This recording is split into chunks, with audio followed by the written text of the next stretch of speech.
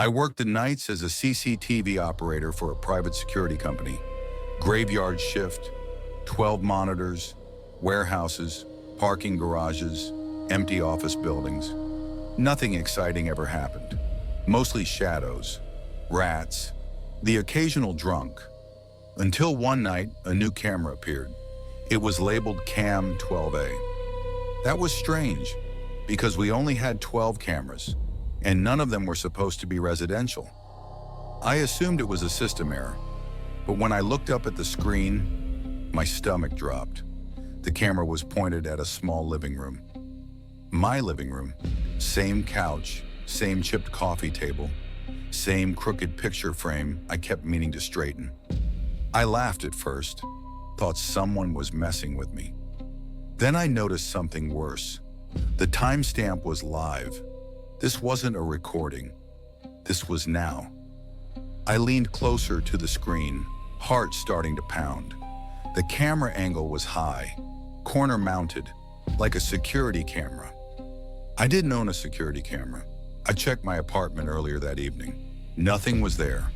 On the monitor, the living room was empty, quiet. Then, the bedroom door on the screen slowly opened. I froze, because I knew for a fact I had closed that door before leaving for work. A shadow stretched across the carpet. Someone stepped into view, and it wasn't me. The figure moved slowly, like it knew it was being watched, like it wanted to be seen. I tried to radio my supervisor. No signal. I tried switching cameras. Cam 12A wouldn't turn off. The figure walked straight toward the camera, then stopped. It tilted its head and smiled. That's when my phone buzzed. A notification from my apartment's smart lock. Door unlocked. I wasn't home. I bolted out of the control room without clocking out. Didn't tell anyone. Drove faster than I ever had in my life. The whole way my phone kept buzzing. Motion detected. Living room, bedroom, hallway. When I reached my apartment, the front door was wide open. Inside, everything looked normal. Too normal, no damage, no mess. No sign anyone had been there. Except for one thing. In the corner of my living room ceiling, a small black camera, blinking red. I ripped it down, threw it in the trash outside, and stayed at a friend's place that night. The next day, I quit my job. I never went back. Weeks passed, nothing else happened, until last night. I was scrolling through my phone and saw an email from my old company. Subject line, new camera assigned, Cam 12A. I didn't open it. I don't need to, because I already know what it's going to show. I never reported this. Every night, around 2 in the morning, my dog would sit up. Not all the way, just enough for his spine to stiffen and his ears to lift. And then he'd stare at the same corner of the room, the corner near the closet, the one with nothing in it. At first, I thought it was normal. Dogs hear things, pipes, rats, neighbors. I told myself that and rolled over, but it kept happening every night, same time, same corner. He wouldn't bark, wouldn't whine, wouldn't move. I tried calling his name once. Quietly, nothing. Snapped my fingers, clapped my hands. He didn't even blink. It wasn't like he was alert.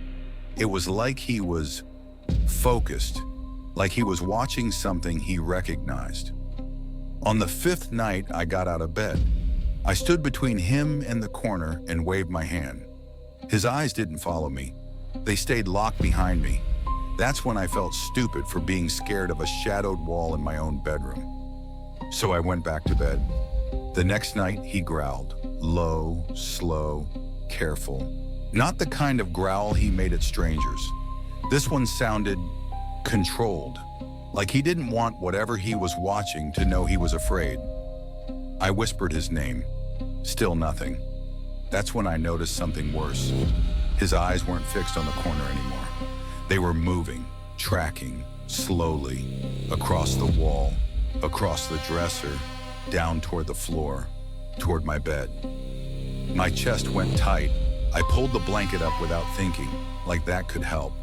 The growl got quieter, not weaker, quieter, like a warning.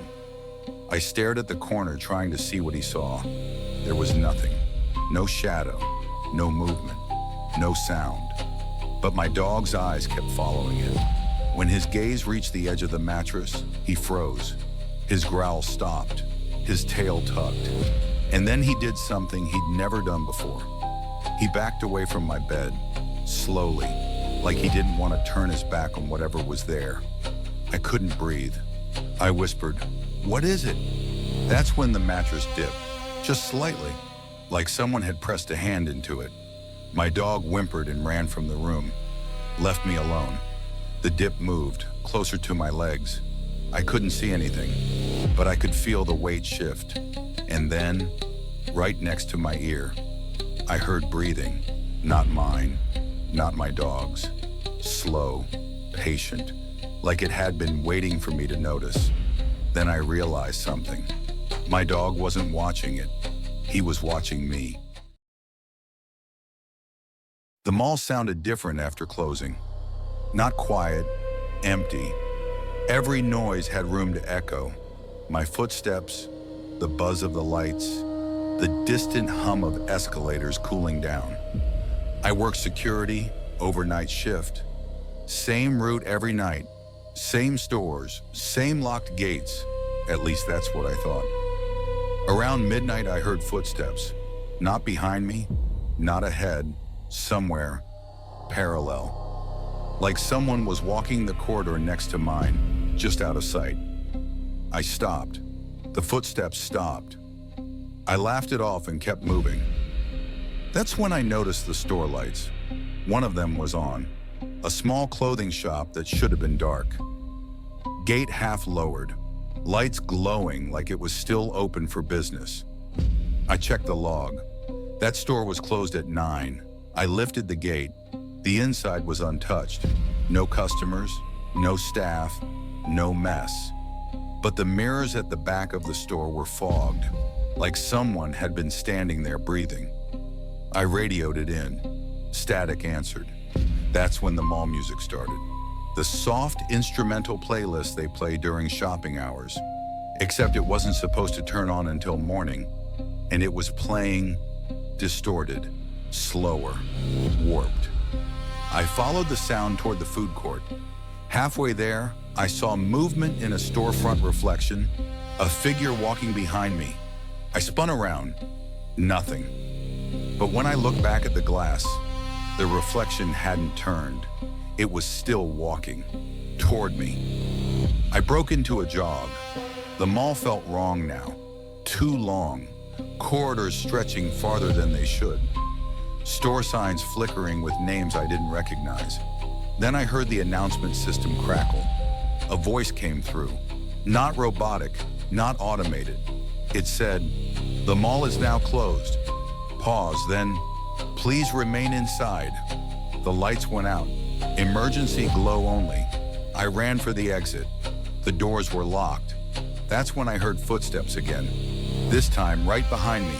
I didn't turn around. I didn't have to, because the glass doors reflected it perfectly. It looked like me. Same uniform, same posture, standing just inches away, smiling. I felt a hand rest on my shoulder, cold, heavy, and right next to my ear, a voice whispered, "You always leave so early." I realized then why the night shift log had extra entries, why the mall never felt empty. Some of us clock out, some of us stay.